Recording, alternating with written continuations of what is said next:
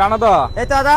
এই কি পরিষ্কার করছো? ওটা তোমার বগল পরিষ্কার করছে। কানা চোদা নাকি, দেখতে পাও না চোখে? নাকি সব ফুড ব্লগাররাই অন্ধ হয়? দেখার পরও এটা কি দিচ্ছ, এটা কি আছে দেখে নে ভাই। তেল পরিষ্কার করছে, এতে জিজ্ঞেস করার কি আছে?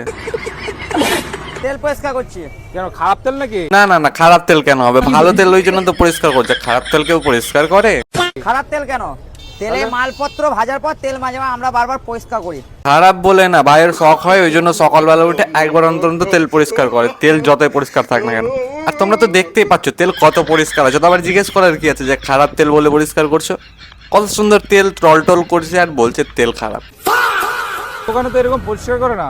সব দোকানেই পরিষ্কার করে, তোমাদের সামনে করে না। কোনো দোকানে পরিষ্কার করে না, কারণ তারা তেল চেঞ্জ করে নাই। আর রানাদা একটা তেলকে 12 বছর চালায় বলে পরিষ্কার করতে হয় মাঝে মধ্যে। আমি সবার সামনে করি। তুমি সামনে করো কেন? কারণ পিছনে করার জায়গা নাই, জঙ্গলে গিয়ে করবে নাকি?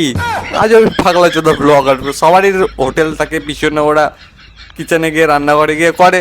রানাদা কি জঙ্গলে ঢুকে করবে? দেখছিস তো ওপেনে এরকম ঠেলা লাগিয়ে দোকান করছে। আমি সামনে করি, দেখিয়ে দিই সবাইকে, কোনো ইয়ের ব্যাপার নাই। আমি গ্যারেন্টি দিলাম এই তেলের জন্য রানা একদিন ভালো মাছ খাবে।